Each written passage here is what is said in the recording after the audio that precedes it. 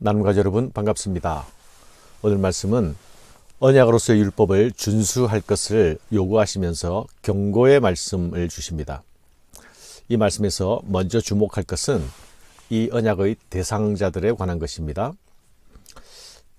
내가 이 언약과 맹세를 너희에게만 세우는 것이 아니라 오늘 우리 하나님 여호와 앞에서 우리와 함께 여기 서 있는 자와 오늘 우리와 함께 여기에 있지 아니한 자에게까지이니. 모압평야에서 맺는 이 언약은 지금 현재 모압평야에서 언약을 맺고 있는 당사자들에게만 국한되는 언약이 아니라는 말씀이죠.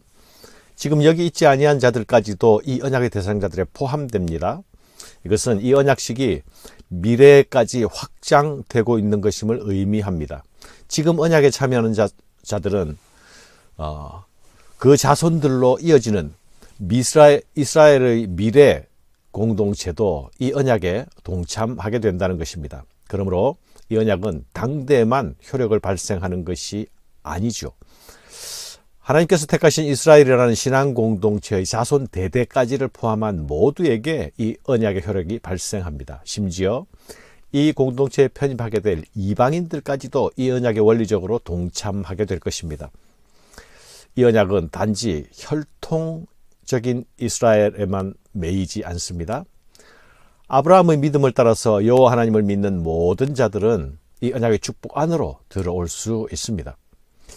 하나님의 백성은 이 언약에 참여하는 자들과 이 언약에 맹세하는 자들로 구성될 것입니다. 이 언약적 명령에 순종하는 자들만이 온전히 하나님의 백성으로 일컬음을 받게 될 것입니다. 이 언약적 명령의 순종과 불순종의 여부는 진정한 하나님의 백성인가 아닌가를 가름하는 기준이 될 것입니다. 그래서 모세는 16절 이하에서 이 언약을 파기하게 되는 행동들을 경고합니다. 언약체결은 하나님과 자기 백성 사이에 사랑의 약속이 아닙니까? 진정한 사랑은 사랑의 대상을 향해서 언제나 한 마음을 품는 것이죠. 마음이 떠나거나 마음이 두 갈래로 갈라지는 것은 곧 사랑의 부패요 사랑의 변질입니다. 너희의 마음이 언약의 주인이신 여호와 하나님을 떠나지 말라 하십니다. 마음이 중요한 것입니다. 마음이 여호와 하나님께서 떠나는 것은 곧 우상 숭배로 나타납니다. 여호와 하나님만을 사랑해야 할 언약 백성들이 두 마음을 가지게 되는 것, 곧 우상 숭배로 나타나는 것입니다. 하나님을 향해서 한 마음을 품지 않으면서 하나님을 향한 사랑의 순결을 지키지 않으면서 그러면서도 스스로 평안을 구하는 자들에게는 저주가 있을 것이라 말씀합니다. 너희 중에 남자나 여자나 가족이나 집하나 오늘 그 마음이 우리 하나님 여호와를 떠나서 그 모든 민족의 신들에게 가서 섬길까 염려하며 독초와 쑥의 뿌리가 너희 중에 생겨서 이 저주의 말을 듣고도 심중에 스스로 복을 빌어 이르기를 내가 내 마음이 완악하여 젖은 것과 마른 것이 멸망할지라도 내게는 평안이 있으리라 할까 함이라. 여호와는 이런 자를 사하지 않으실 뿐 아니라 그 위에 여호와의 분노와 질투의 불을 부으시며 또 이 책에 기록된 모든 저주를 그에게 더하실 것이라. 여호와께서 그의 이름을 천하에서 지워버리시되 여호와께서 곧 이스라엘 모든 지파 중에서 그를 구별하시고 이 율법책에 기록된 모든 언약의 저주대로 그에게 화를 더하시리라. 하나님께서 자기 백성들을 찾아오시고 그들과 더불어 언약 관계로 들어가신 것은 오직 사랑 때문이 아닙니까? 이 하나님의 사랑에 대해서 하나님을 향한 사랑으로 반응하지 못하고 이 사랑을 경히 여기거나 이 사랑을 업수히 여기면 하나님의 분노와 질투가 촉발될 것입니다. 언약적 저주가 임할 것입니다. 평안이 아니라 화가 임할 것입니다. 사랑하는 여러분, 이스라엘은 열방을 향한 제사장 나라로 부름을 받지 않았습니까? 이스라엘은 세상을 향해서 하나님의 얼굴로 나타나야 했습니다. 열방들이 어떻게 이스라엘을 통해 하나님을 알게 되는 것입니까?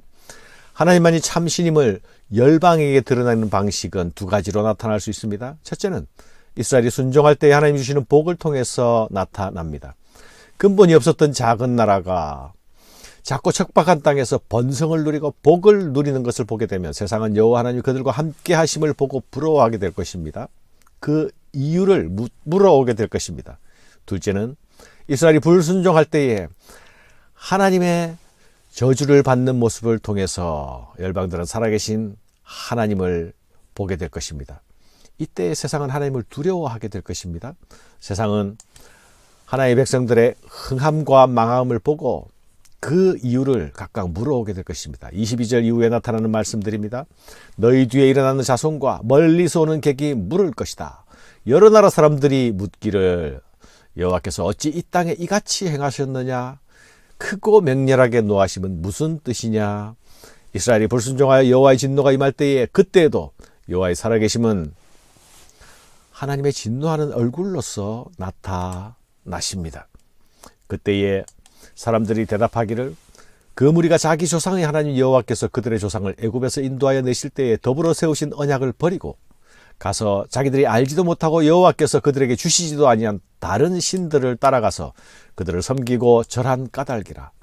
이러므로 여호와께서 이 땅에 진노하사 이 책에 기록된 모든 저주대로 재앙을 내리시고 여호와께서도 진노와 격분과 크게 통한하심으로 그들을 이 땅에서 뽑아내사 다른 나라에 내던지심이 오늘과 같다 하리라.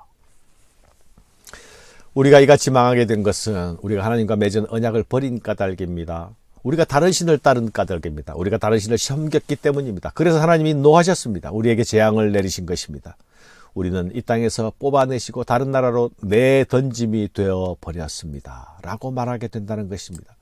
사랑하는 여러분, 정상적인 사랑의 관계는 하나님께 받은 축복으로 복을 누리면서 살아계신 하나님을 증거하게 됩니다. 그러나 변질되고 부패한 사랑의 관계에서는 하나님께 받는 징계와 저주로 하나님의 살아계심을 나타내게 될 것입니다. 그러나 이런 부정적인 모양으로 나타나는 증거는 하나님의 백성 이스라엘의 불명예가 아닙니까? 우리 하나님도 분노와 저주의 얼굴로서가 아니라 축복의 얼굴로 복 주시는 하나님으로 나타나시기를 원하십니다. 하나님을 명예롭게 하느냐 아니냐의 여부는 순전히 이스라엘의 순종과 불순종 여부에 달려있지 않습니까? 이스라엘의 사느냐 죽느냐의 문제도 역시 순종과 불순종의 여부에 달려있습니다. 그래서 불순종에 대한 경고가, 그 길로 가면 안 된다는 경고가 반복적인 강조로서 언약 백성에게 주어지고 있는 것입니다.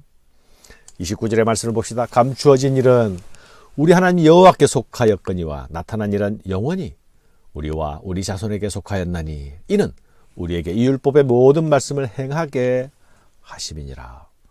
사랑하는 여러분, 우리 하나님은 나타내지 않은 일에 대하여서는 우리에게 묻지 않으실 것입니다. 감추어진 일은 하나님에 속한 영역입니다. 우리는 우리가 알지 못하는 영역에 대해서는 하나님을 믿는 믿음으로 나아가면 됩니다. 그러나 나타난 일들은 우리에게 분명한 반응을 요구하시죠. 나타내신 일들을 우리는 알아야만 하고 기억해야만 하고 반응해야만 합니다. 하나님께서 우리를 사랑하셨다 하는 사실을 하나님께서 주신 율법의 세세한 말씀을 통해서 나타내셨습니다. 우리는 알게 되었습니다. 이스라엘을 애굽에서 건져내신 하나님의 역사를 통해서도 하나님이 우리를 사랑하신다라는 사실을 알게 되었습니다. 경험했습니다. 나타내신 일들에 대한 우리의 반응은, 하나님의 백성의 반응은 그분을 향한 순종임을 기억합시다. 사랑하는 여러분, 우리는 십자가를 통해서 나타내신 하나님의 사랑을 보고 듣고 만진 자들이 아닙니까? 내 삶은, 우리의 삶은 그 사랑에 대한 응답으로서, 응답의 반응으로 나타나는 순종이어야 할 것입니다. 순종하는 자에게 주시는 그 복을 누림으로 나를 통해 세상에 하나님의 얼굴이 나타날 수 있기를 간절히 바랍니다. 감사합니다.